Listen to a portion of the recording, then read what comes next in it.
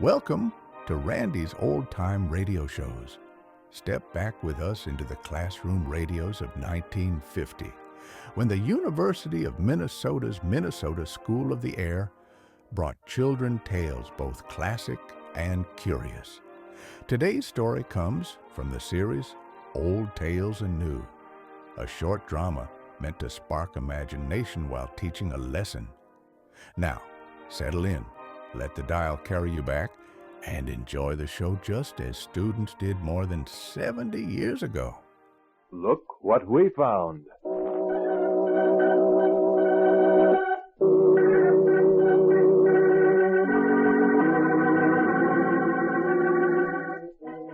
Yes, Look What We Found, a tape-transcribed program for young people, heard at the same time each week.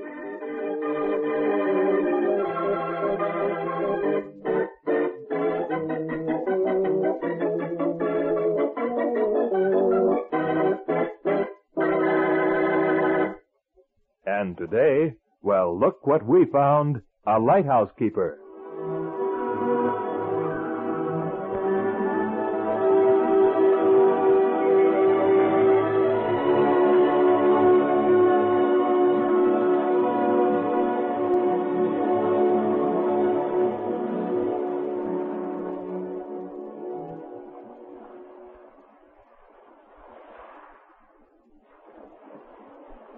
Hello there, boys and girls. This is Don Selfer speaking to you, Look What We Found listeners, from a very, very special place. I'm standing right now at the top of one of the highest lighthouses in America, looking over miles of churning blue water. Now, maybe you can hear some of it in the background. And right here below me, boys and girls, I see some huge rocks in the water just below Split Rock Lighthouse. Now, these rocks are full of moss, and they're all green, and they're really a sight to see. In front of me, the water stretches to the horizon, while behind the lighthouse there are forests as far as the eye can see. This is Split Rock Lighthouse, overlooking Lake Superior, the largest of the Great Lakes. Split Rock Lighthouse is built at the top of a high cliff of solid rock, and just a few feet from the bottom of the lighthouse is the edge of the cliff, which drops more than 100 feet, right straight down to the water. This lighthouse is one of the cleanest places that I've ever been in. It's completely made up of white brick, and to get into it, you walk up a circular staircase all the way to the top. And right now we're standing in a room beneath the huge light that circles around here and gives warnings to the sailors at sea. But just now, I'd like to ask the keeper of the lighthouse a question or two.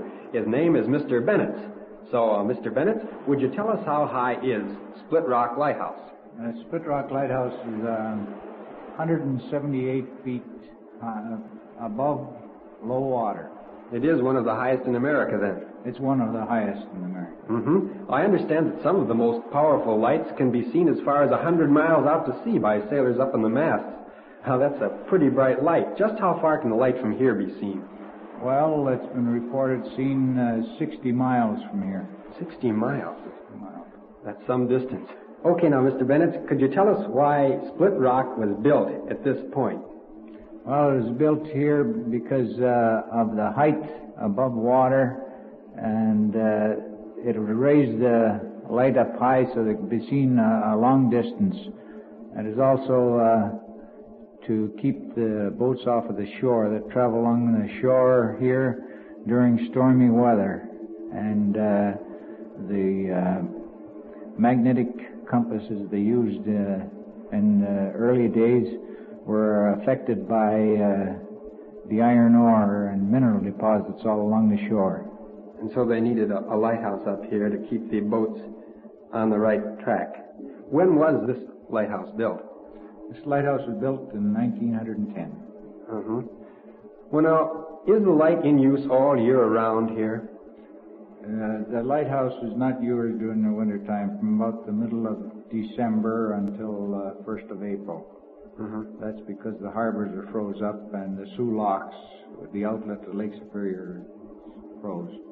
Well, when it is in use, about how many boats can you see from here? We could see from 3 to 24 boats from here every day. Oh, that's a lot. I'm curious to know, why was it called Split Rock Lighthouse? As far as I know, it got its name from the Split Rock River, although some say that the formation of the rock looked as if they're split. Uh-huh. About how many guests do you have here each year? Well, I'd estimate from 200,000 to 250,000 people on the grounds every summer. My goodness, they must keep you awfully busy. They do. Well, now, something most people wonder is, how strong are these lighthouses? Is there any danger of their being blown over or damaged in storms? Very little danger. They're generally built to stand practically anything. And what is this one built on? This one's built on a solid rock foundation, and it has a concrete base and built of brick.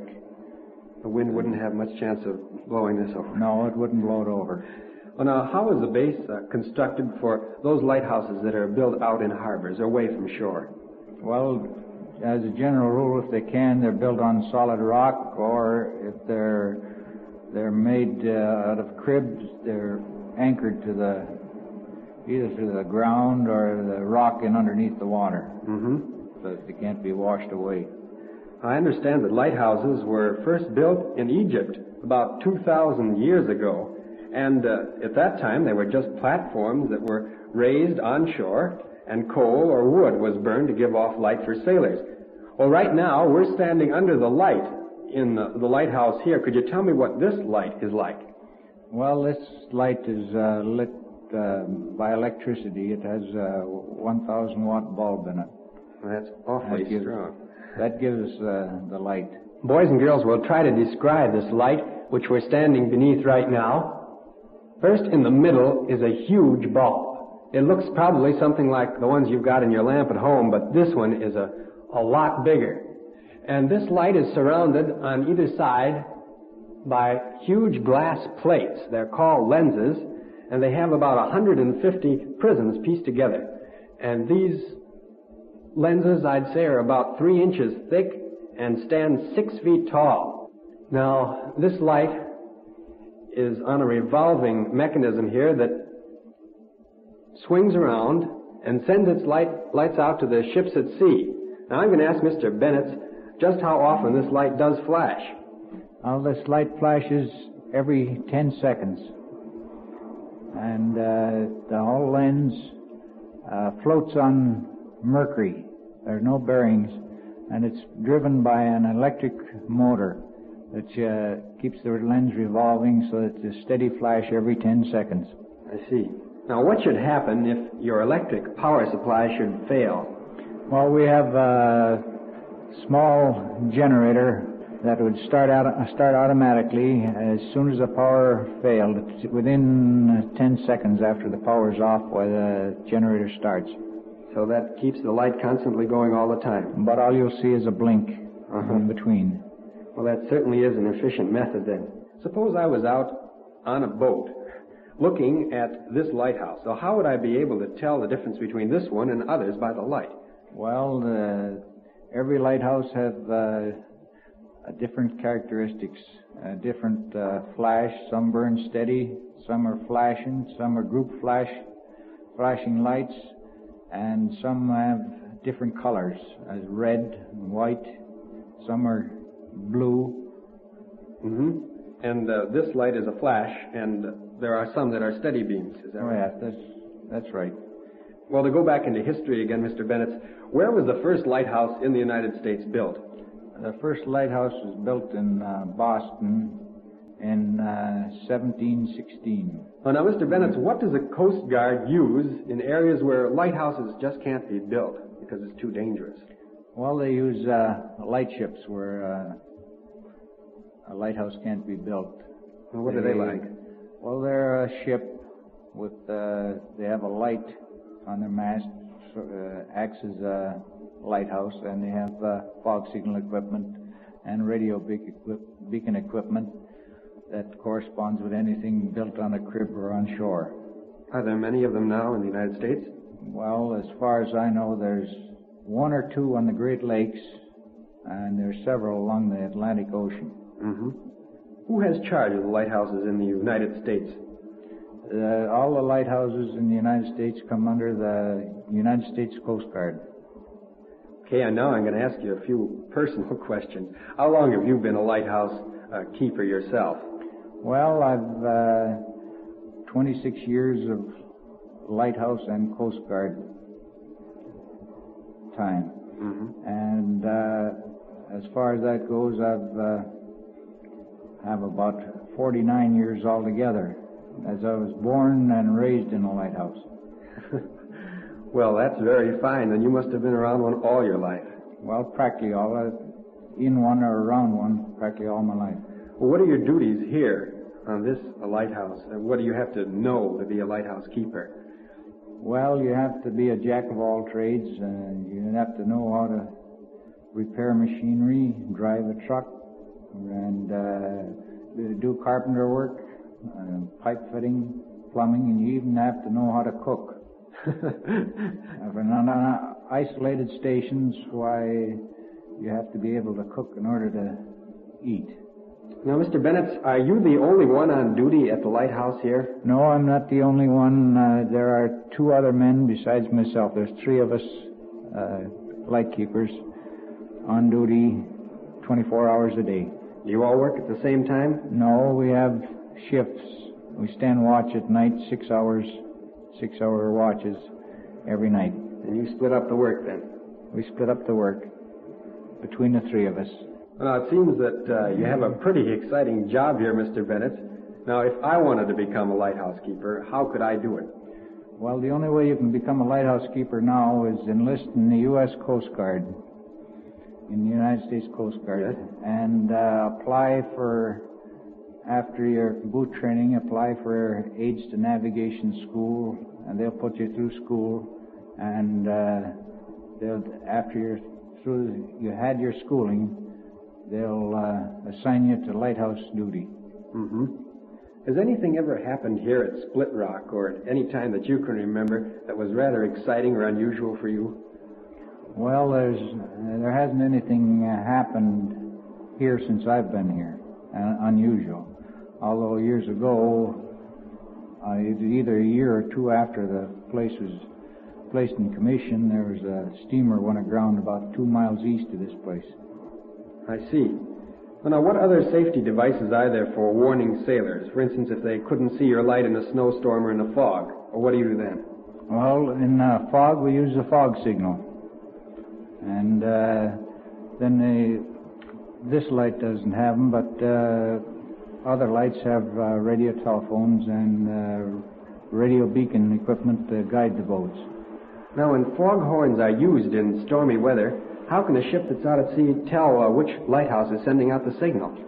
Well, every lighthouse fog signal has they have different tones, different blasts. Some are a long blast, and the spacing in every fog signal is different, so they can tell which fog signal they're listening to. In other words, it's almost the same setup as with the lights. Practically the same setup. I see. Well, Mr. Bennett, could you tell us what your foghorn sounds like then? Well, it has a blast every 20 seconds. The length of the blast is 2 seconds, and it sounds like this.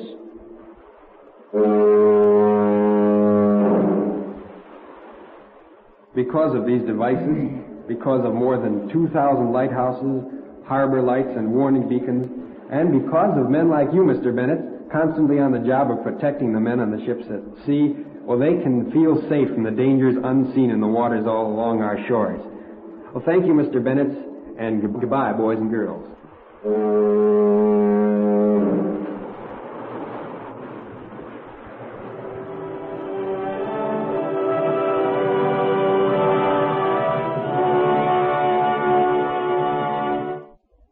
Our special thanks to Mr. R.E. Bennett, keeper of the Split Rock Coast Guard Light Station at Two Harbors, Minnesota, for his appearance on today's tape-transcribed program, and to the 9th United States Coast Guard District for their cooperation in making this broadcast possible. Don Salper was our narrator, console technician D. Scheinblum, and our special engineering effects were by Larry Larson. Look What We Found is written and produced by Duane Zimmerman. And now, this is Don Stubbs inviting you to be with us at the same time next week to Look What We Found.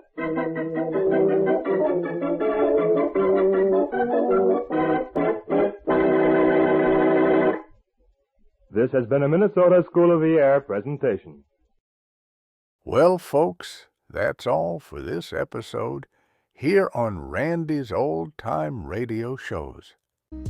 Now, bringing these golden oldies back to life takes no small amount of time and effort from our good friend Randy, cleaning up the audio, converting the files, and making sure each show has the best audio possible. If you've enjoyed the program and you'd like to help keep these classics on the airwaves night after night, why not consider a small donation? Every penny goes straight to supporting Randy's work and helping this channel stay on the air. You'll find the links down in the description below. And for those of you kind souls who've already given, Randy tips his fedora to you. Your support truly keeps this old radio spirit alive. Thanks ever so much. And until next time, keep those dials tuned and keep the memories rolling.